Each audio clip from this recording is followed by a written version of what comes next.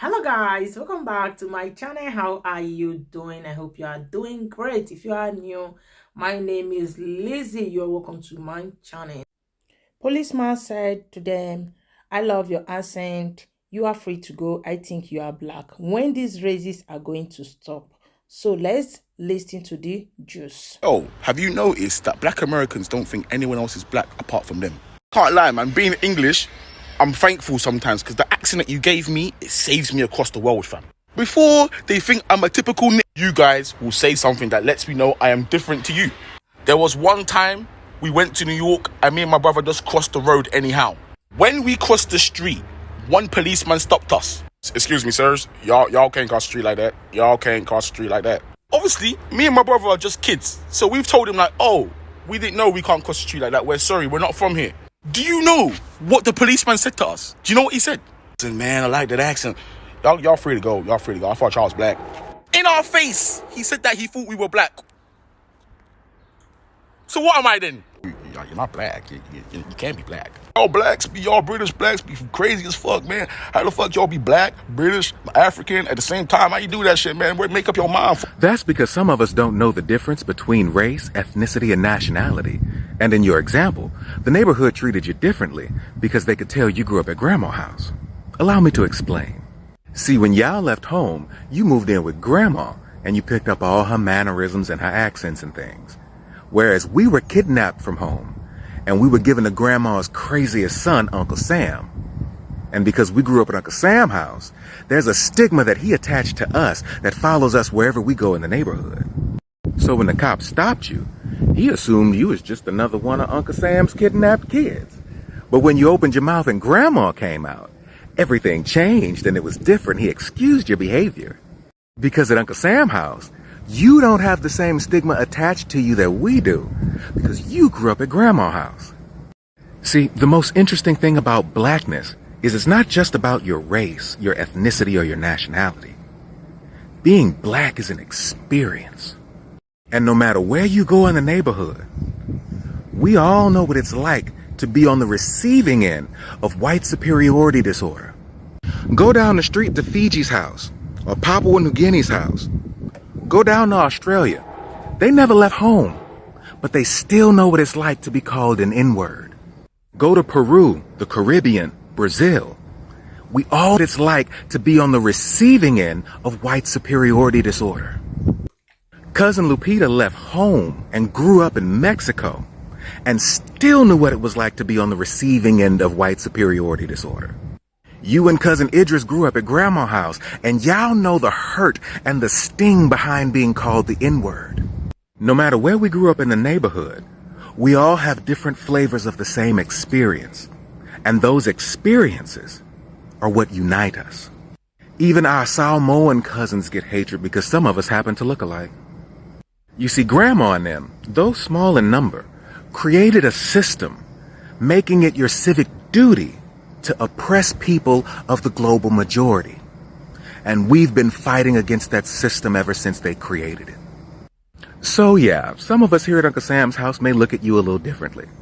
That's because we bought into the lies that Uncle Sam taught us about ourselves, our homelands, and our relationships to each other. Really?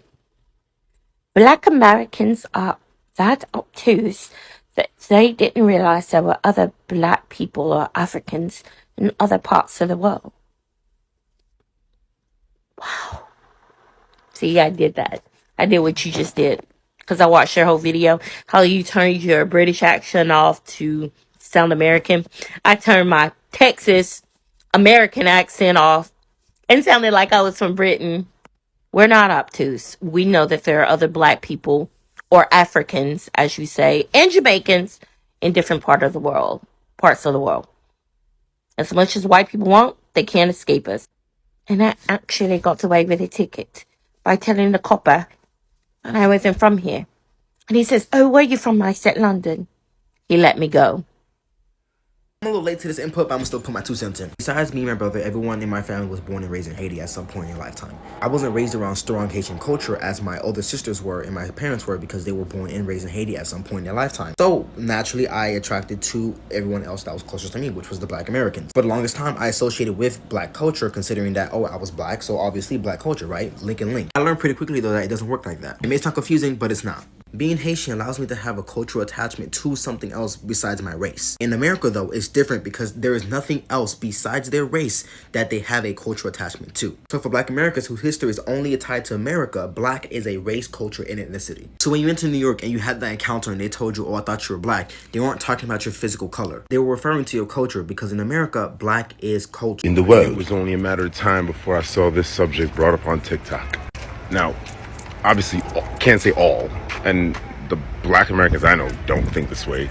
But yes, I've noticed a growing trend of a thing where Black people in America consider themselves to be Black and everyone else is like I'm Jamaican, so I couldn't say I'm Black or Black Jamaican. I'd say I'm Jamaican, or that dude couldn't say he's British, or I guess he couldn't say he's Black, he'd have to say he's British.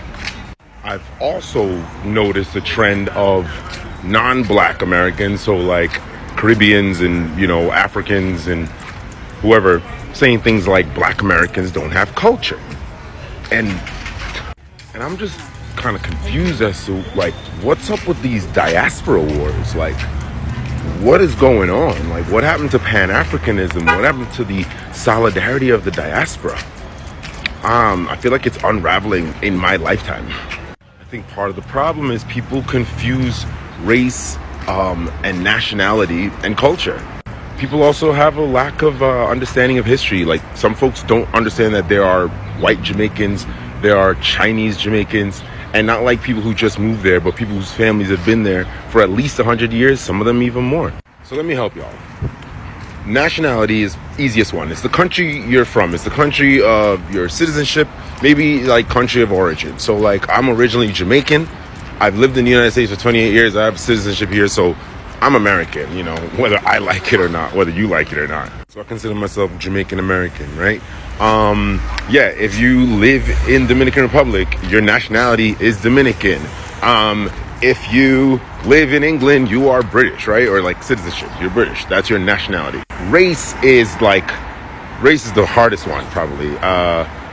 Speaking of Black people, like, yeah, if you fucking descend from the continent of Africa, you're fucking Black. That's your race. Like, there are Black Dominicans, right? Like, Black people who live in the Dominican Republic. There are Black people who live in America. There are Black people who live in Mexico. That's their race. The second one was their nationality. And culture's all the little stuff in between. So, like, there are many cultures within one country, right? Your generation, your specific location within that country, your socioeconomic background, all those things attribute to culture. Solidarity within the diaspora is the lowest hanging fruit, and we're failing at that. Let's do better, folks. That immigrant is not your enemy. We're all from the continent. Show love. The only place there should be diaspora wars is on the track, like in the Olympics. Jamaica all day. Let's go. Peace. I wanted to say something about his video so badly. So badly. So as a fellow Black American, okay, like, I do not know where I'm from, child. Okay, like, my family's been in Atlanta for generations. If it's not South Carolina, it's Georgia. And if it's not Georgia, it's Florida. They were somewhere over there. You know, I got a grandma that claims we Native American too, but I'd be like, I don't think so. I don't think so.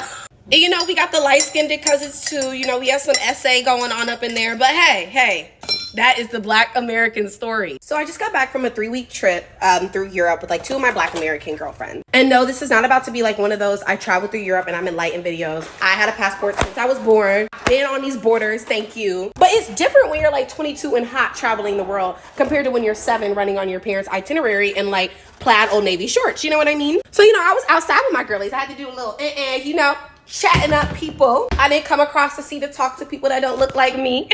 No, I'm kidding. I don't discriminate. Black American and African relations has always been something that's interested me ever since I moved to Boston, because, you know, honestly, it wasn't until I moved to Boston that I even really encountered that many like Caribbeans and Africans, and also that their culture kind of dominated Black American culture. That was the first time I had experienced that, and I was like, oh, y'all lit. But also it was met with this like invalidation, like this constant invalidation of my Blackness. But it wasn't like in a purposeful way or anything like that. It was just them being like, oh, where are you from? And me not actually having like an answer that was in the Caribbean or Africa, and then being like, so you don't know where you're from? It's like, boy, slavery. No, I do not know where I'm from. And at first, it didn't really bother me. It wasn't until this trip when I was literally in clubs, drunk, arguing with men about Black American and African culture that I was like, maybe this is triggering me. Maybe I should not be doing this. And I feel like I could make a 10-minute long video talking about the actual relationship.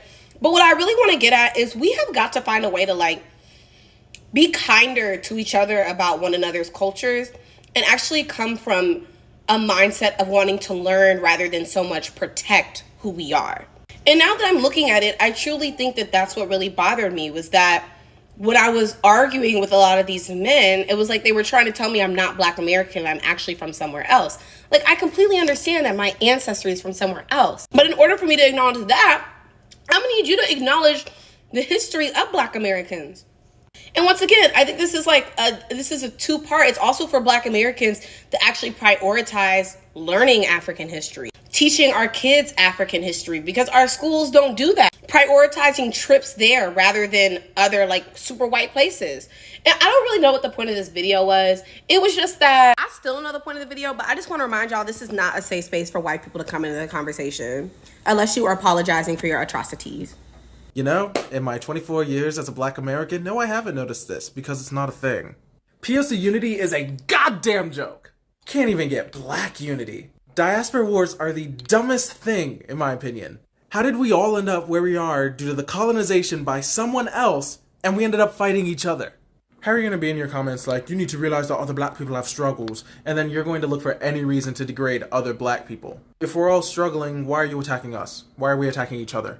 You meet one Black American that gets it twisted, and suddenly you're openly mocking and creating a space for people to openly mock an entire ethnicity. If you're white, everyone will be calling you racist. And the same could be said for a lot of people who participate in diaspora wars. And I really need y'all to realize that. I'm gonna say it again. For a lot of y'all, if you weren't Black, you would be racist.